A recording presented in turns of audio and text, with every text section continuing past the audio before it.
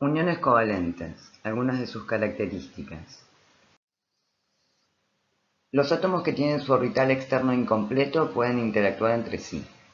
Pueden hacerlo mediante uniones covalentes o mediante uniones iónicas. Hay un rango muy amplio de uniones covalentes que va desde aquellas en las que los electrones del orbital externo se comparten y se quedan a mitad de camino entre los átomos que forman una molécula, y en consecuencia ese tipo de uniones se denominan uniones covalentes no polares. El otro extremo está en el caso de los enlaces iónicos o las uniones iónicas.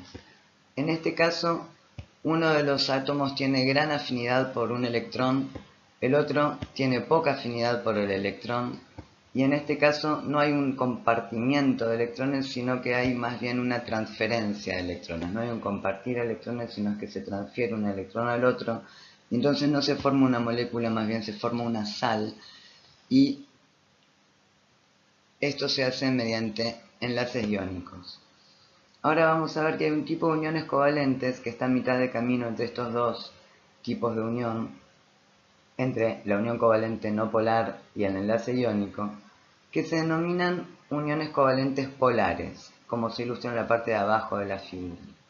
En el caso de las uniones covalentes polares, uno de los átomos tiene mucha atracción por un electrón compartido o por los electrones compartidos, y en ese caso el electrón o los electrones compartidos están más tiempo en el entorno de ese átomo que en el del otro.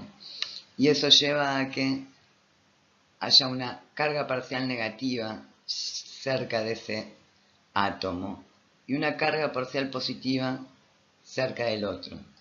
Veamos qué características tienen los átomos que forman uniones covalentes no polares, uniones iónicas y uniones covalentes polares. Los átomos que forman uniones covalentes no polares son aquellos que no tienen mayor afinidad ni menor afinidad por los electrones que el compañero con el que realizan la unión covalente. Como ejemplo podemos mencionar al carbono cuando interactúa con el hidrógeno. Fijémonos que al carbono le faltan 4 electrones para completar su orbital externo, es decir, la mitad. Y al hidrógeno también le falta un electrón, que es también la mitad. Eso quiere decir que cuando interactúan entre ellos, los electrones compartidos van a quedar a mitad de camino. En el caso de las uniones iónicas, fijémonos por ejemplo el sodio y el cloro. Al cloro le falta solo un electrón para completar el orbital externo. Y al sodio da la sensación de que le sobrara un electrón de su orbital externo o le faltaran 7 electrones para completarlo. Eso quiere decir que cuando interactúen se va a estabilizar el orbital externo del cloro ganando un electrón y el del sodio perdiendo un electrón, y entonces van a formar una unión iónica y van a formar entonces una sal. Fíjense el caso del oxígeno, el caso del nitrógeno. Estos están a mitad de camino. Al oxígeno le faltan 2 electrones para completar su orbital externo, al nitrógeno le faltan 3 electrones para completar su orbital externo.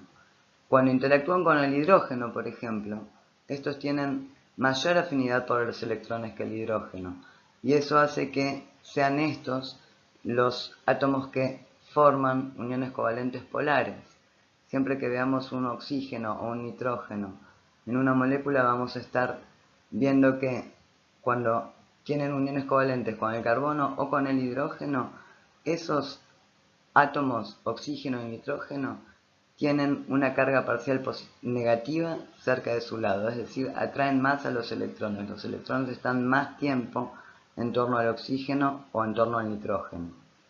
Esos entonces son los que constituyen este tipo de unión, los de las uniones covalentes polares, que vamos a ver en próximas diapositivas qué importancia tienen para la formación de uniones débiles.